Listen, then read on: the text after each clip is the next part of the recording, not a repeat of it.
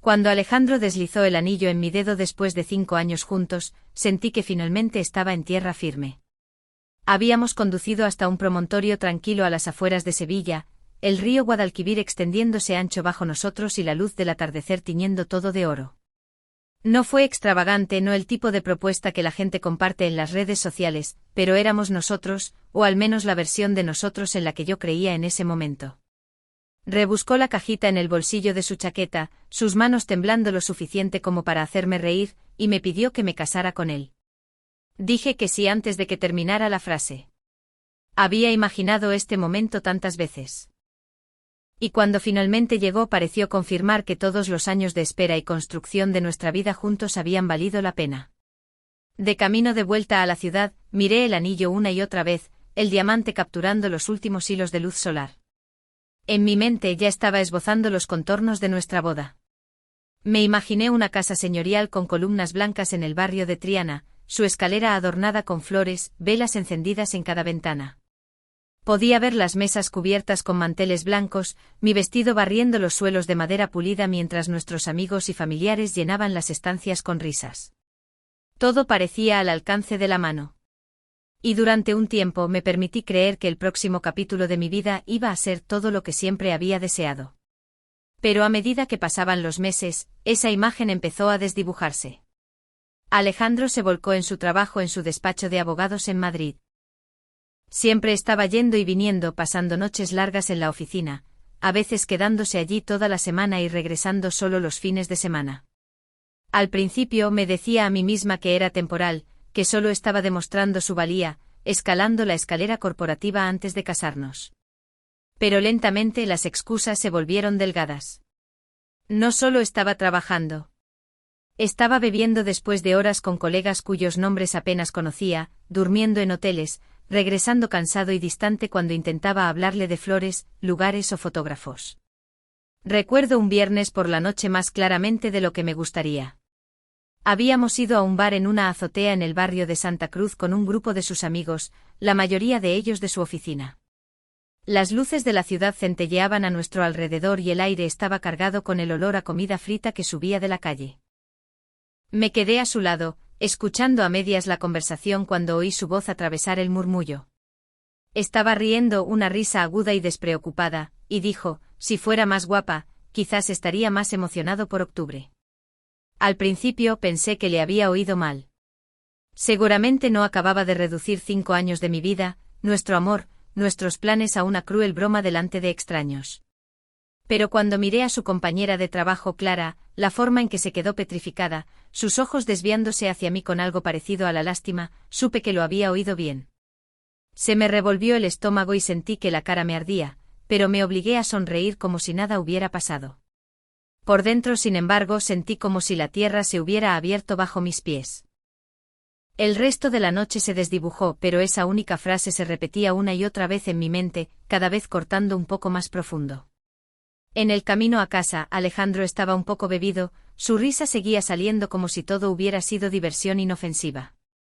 Miré por la ventana, mordiéndome el labio hasta que me supo a sangre, preguntándome cuántas veces lo había pensado, incluso si no lo había dicho en voz alta.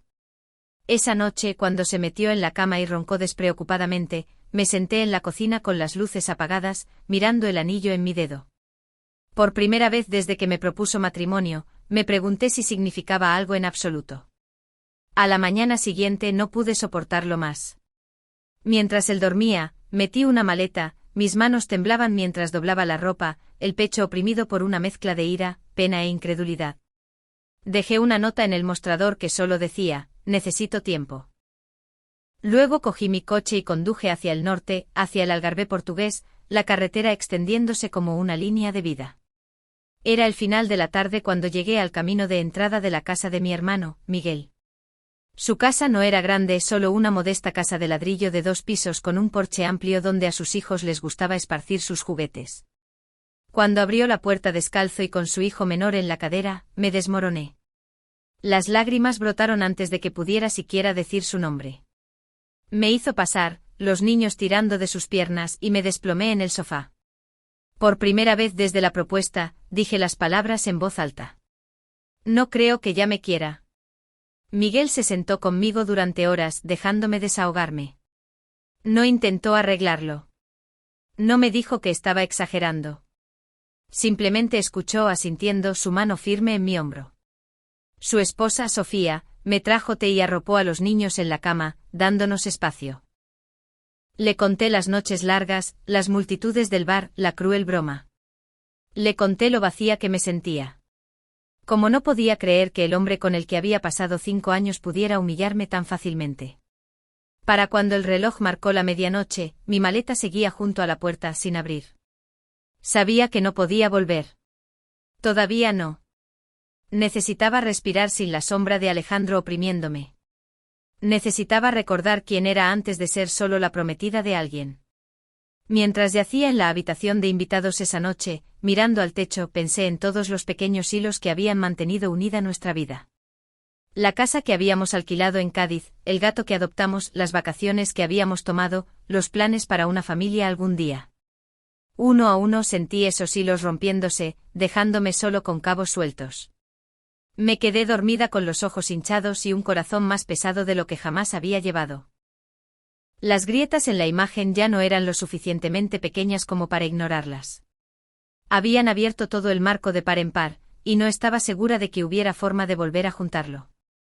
La mañana después de huir a casa de Miguel, me desperté en la habitación de invitados con el sonido de mi teléfono vibrando. Mis ojos estaban hinchados de llorar y mi cuerpo se sentía como si hubiera corrido un maratón mientras dormía. Cuando cogí el teléfono, no esperaba el nombre que apareció en la pantalla. Elena, la madre de Alejandro. Por un segundo pensé en dejarlo ir al buzón de voz. No tenía fuerzas para explicarme, para defender mi partida, pero algo en mí me impulsó a aceptar. Su voz sonó suave y temblorosa. El tipo de voz que te hacía sentir reconfortado y culpable a la vez. Oh, cariño, dijo, y podía oírla conteniendo las lágrimas. Acabo de enterarme. No sé exactamente qué dijo, pero conozco a mi hijo, y sé que puede ser descuidado con sus palabras. Estoy tan avergonzada, y necesito que sepas que esto no es lo que le he criado para ser. Apoyé la frente en la rodilla, el teléfono equilibrado entre la oreja y el hombro. Elena siempre había sido más que solo la madre de Alejandro. Desde la primera vez que me invitó a su cocina en Málaga, y me enseñó su receta de tarta de manzana, me sentí aceptada. Solía bromear diciendo que tenía 2 hijas, su propia Marta y yo. Oír su dolor hizo que el mío fuera aún más agudo. No puedo hacer esto, Elena, susurré. No después de lo que dijo. No después de la forma en que se ha estado distanciando. Suspiró, un sonido pesado. No te culpo, pero por favor, no dejes que mis fracasos como madre te impidan decirle la verdad sobre cómo te sientes. Necesita oírlo, aunque le cueste todo. Colgué y me quedé allí sentada mucho tiempo, mirando el anillo en mi dedo.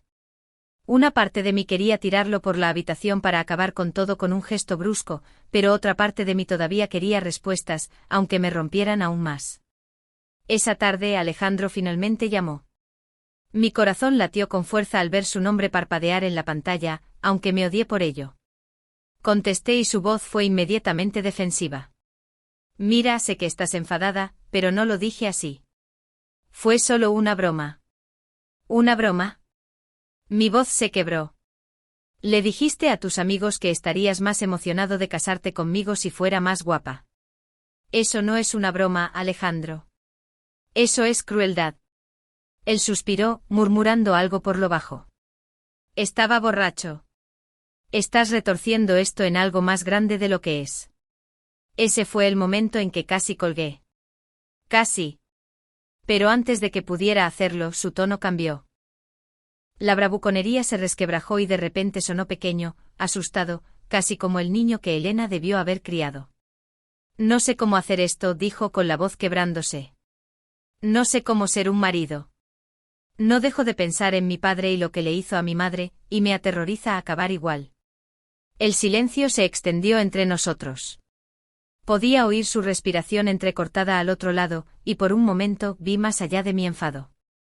La traición de su padre había dejado cicatrices en él, cicatrices que solo había vislumbrado pero que nunca había entendido.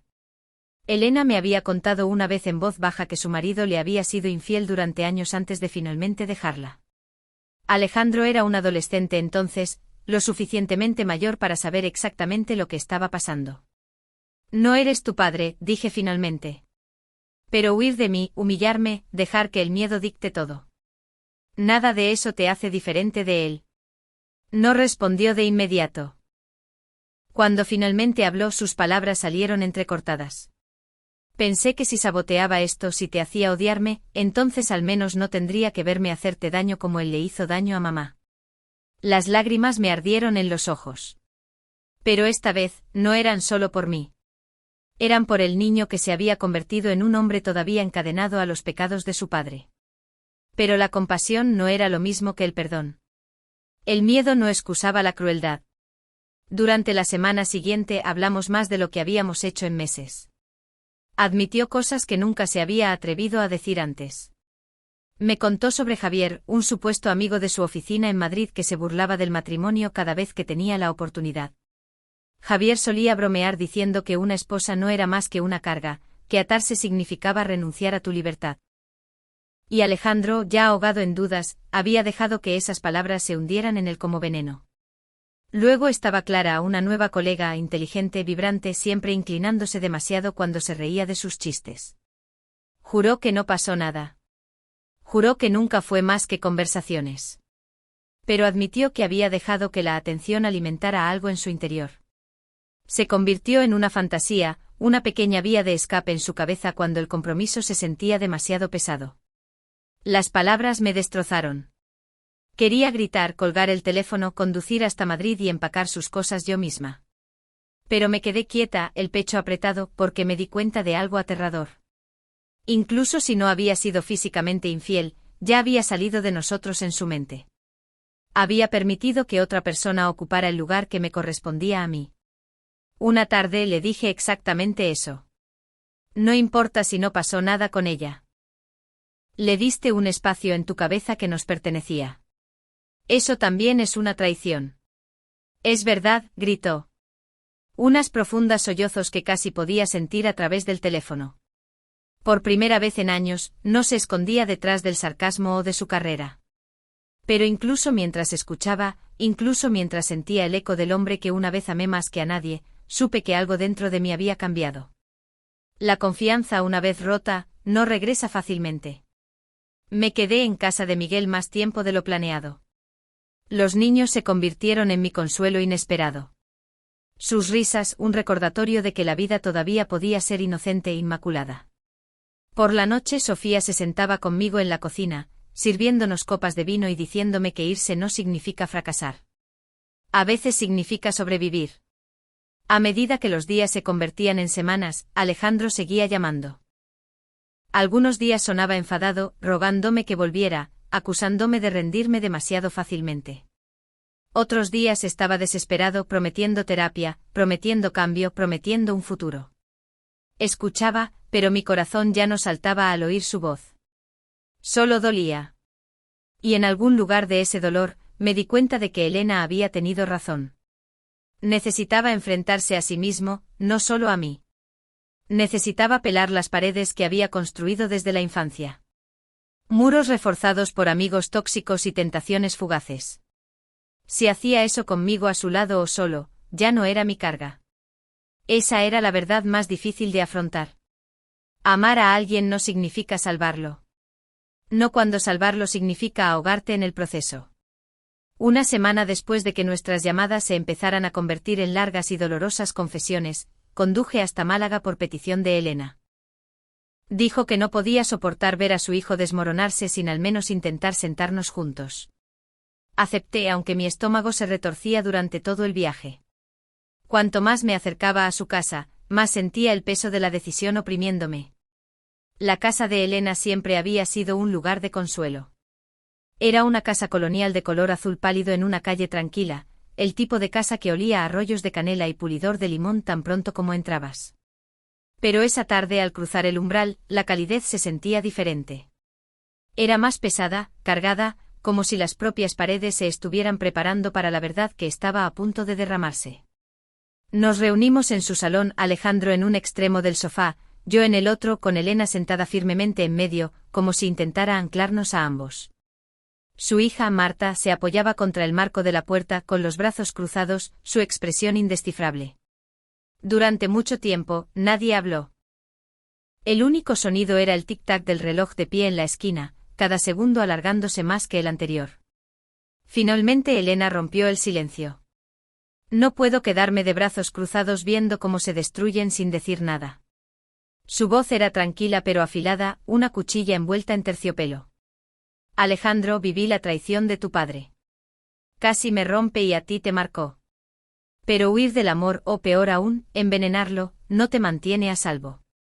Simplemente repite los mismos errores de forma diferente. Alejandro se removió incómodamente mirando al suelo. No quise que llegara tan lejos, murmuró. Marta dio un paso adelante, su tono mucho menos perdonador. No amas a alguien humillándolo delante de sus amigos. No dejas que el miedo te vuelva cruel. Eso no es amor. Eso es cobardía. Tragué saliva, mis manos apretadas en mi regazo.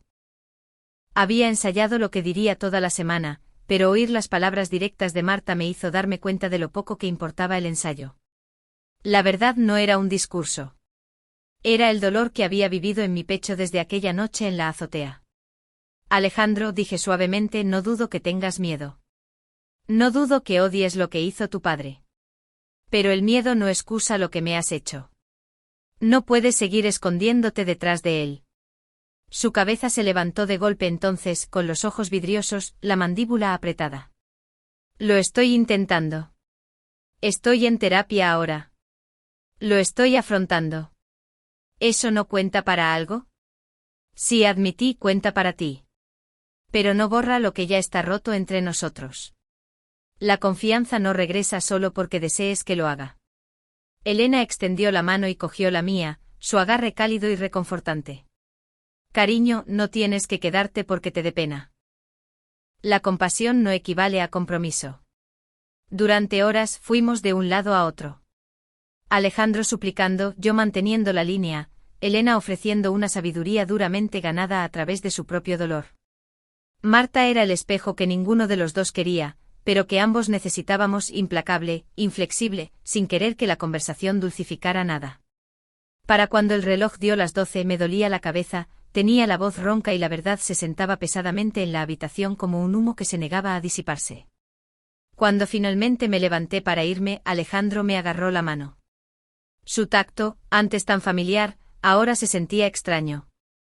Por favor, no termines esto, susurró. Lo miré al hombre que había amado, al niño que todavía luchaba con sombras que no podía controlar, y sentí la fría certeza asentarse en lo profundo de mi pecho. Ya lo he hecho, dije. A la mañana siguiente entré en la oficina del centro de nuestra organizadora de bodas. El edificio era elegante, lleno de paredes blancas y brillantes y jarrones de hortensias frescas, pero apenas me di cuenta. Mis piernas me llevaron en piloto automático, mi mente entumecida. Cuando la organizadora me saludó con su brillante sonrisa profesional, vaciló en el momento en que vio mi rostro. Necesito cancelar la boda, le dije. Mi voz salió firme, aunque por dentro me sentía como cristal rompiéndose bajo presión. Ella parpadeó, su bolígrafo congelado en su mano. ¿Estás segura? Los depósitos. Lo sé, la interrumpí. Solo dime las cifras. Para cuando firmé los últimos papeles, había renunciado a casi 24.000 euros. Dinero invertido en el lugar, el catering, el fotógrafo. Ver esos cheques cobrados se sintió brutal y liberador. Cada trazo del bolígrafo era como un pequeño funeral por la vida que creía que estaba construyendo. Pero debajo de la pena había algo más, algo tranquilo pero firme. Libertad. Cuando volví a Cádiz, el apartamento que habíamos compartido se sentía vacío. Cajas alineadas en el pasillo, cada una llena de trozos de una vida que ya no existía. Alejandro y yo dividimos los muebles como extraños negociando activos. Él se quedó con el sofá de cuero que había elegido, el que yo siempre pensé que se veía demasiado oscuro en el salón. Yo me quedé con la mesa de comedor de roble, la que habíamos usado para incontables cenas para llevar, riendo con vino barato y maratones de televisión en los primeros días. La despedida más difícil no fue a muebles, platos o incluso a la casa misma. Fue a Pelusa, nuestro gato atigrado gris con ojos verdes que me seguía a todas partes. Últimamente se había vuelto más apegado a Alejandro, acurrucándose a su lado mientras trabajaba hasta tarde en su portátil. Cuando me agaché para rascarle las orejas a Pelusa por última vez, las lágrimas nublaron mi visión.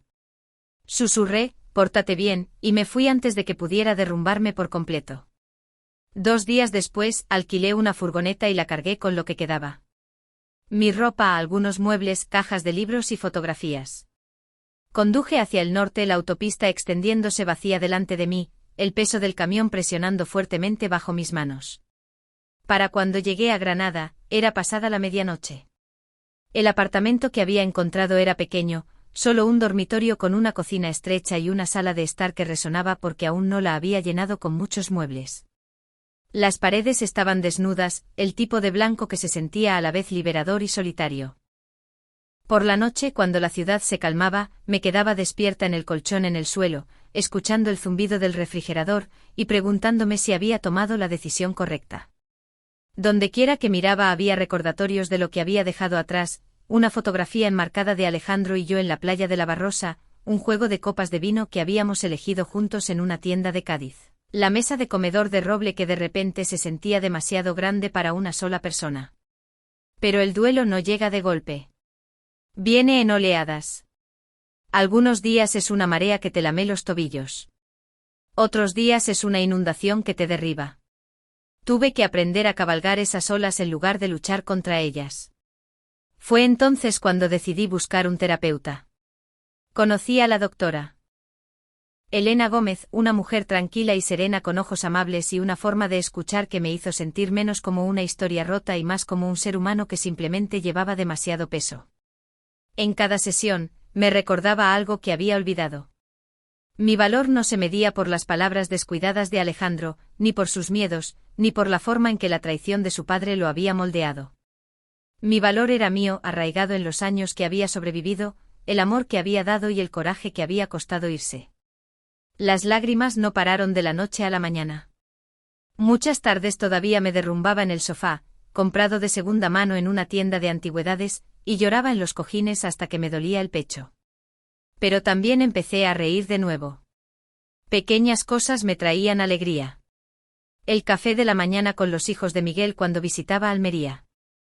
Paseos perezosos de domingo por el parque de María Luisa con las hojas crujiendo bajo mis pies. El simple acto de comprar una lámpara o una alfombra y darme cuenta de que no necesitaba la aprobación de nadie más que la mía. Cada decisión, por pequeña que fuera, se convirtió en un acto de reclamarme a mí misma. Elena y Marta nunca desaparecieron. Llamaban a menudo, a veces solo para ver cómo estaba, a veces para invitarme a cenar los domingos o en días festivos. Elena me dijo una vez con voz cargada de emoción, la familia no siempre son las personas que permanecen casadas. A veces son las personas que se quedan a tu lado cuando tu vida se desmorona. Marta, directa como siempre, se burlaba de mi recién descubierta independencia, pero podía oír el respeto en su tono. Su amabilidad era un salvavidas que no esperaba, prueba de que el amor podía permanecer incluso después de que los votos se rompieran. En cuanto a Alejandro, lo intentó a su manera. Me llamó una vez, su voz tranquila, despojada de sus habituales defensas. Empecé terapia, dijo.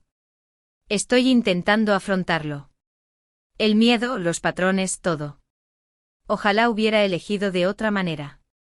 Hubo un tiempo en que esas palabras me habrían abierto de esperanza. Pero ese tiempo ya había pasado.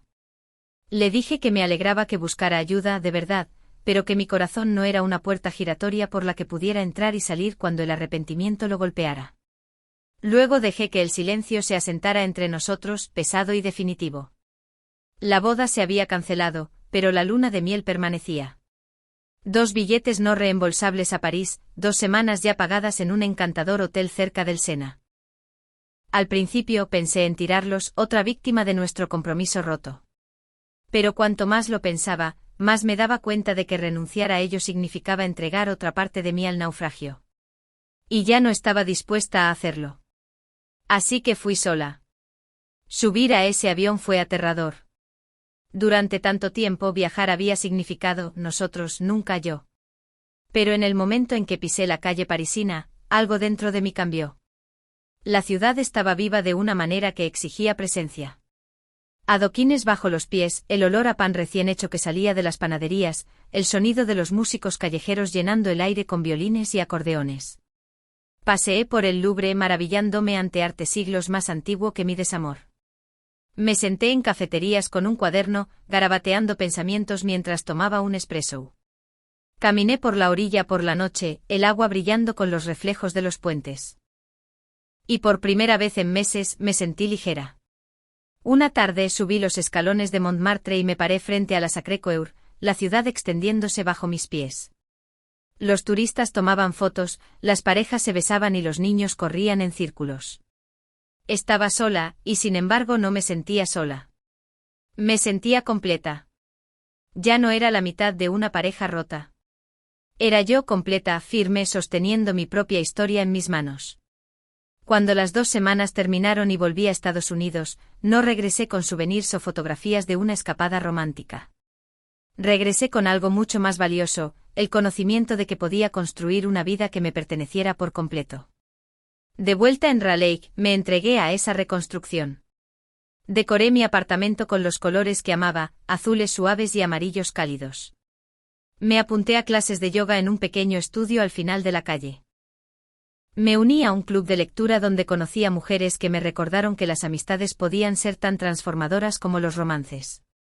Lentamente el silencio del apartamento pasó de ser sofocante a pacífico. Se convirtió en mi espacio, mi santuario. Todavía había noches en las que la pena volvía, cuando extrañaba a Pelusa acurrucado a mis pies o el sonido de los pasos de otra persona en el pasillo. Pero esos momentos ya no me consumían. Se convirtieron en parte del tapiz más grande de sanación. Recordatorios de que la pérdida y el amor a menudo coexisten. Meses después, parada en mi salón con el sol de la tarde entrando a raudales por las ventanas, me di cuenta de algo. No tenía prometido ni fotos de boda, ni casa llena de sueños compartidos. Pero tampoco tenía ningún peso que me arrastrara hacia abajo. Ningún miedo a palabras susurradas en bares, ninguna aprensión de un futuro construido sobre una confianza temblorosa. Lo que tenía en cambio era impagable. El coraje de elegirme a mí misma, la fuerza para dejar ir lo que dolía, y la creencia de que incluso después del desamor más profundo, la vida aún podía desplegarse con belleza y gracia. Deslicé el anillo de diamantes, ahora guardado en una caja de terciopelo en el fondo de mi armario, en un cajón. Ya no era un símbolo de lo que había perdido. Era un recordatorio de lo que había sobrevivido. Y mientras miraba por la ventana el horizonte de Raleigh brillando al anochecer, me susurré a mí misma, no como una súplica sino como una promesa. Esto es solo el principio.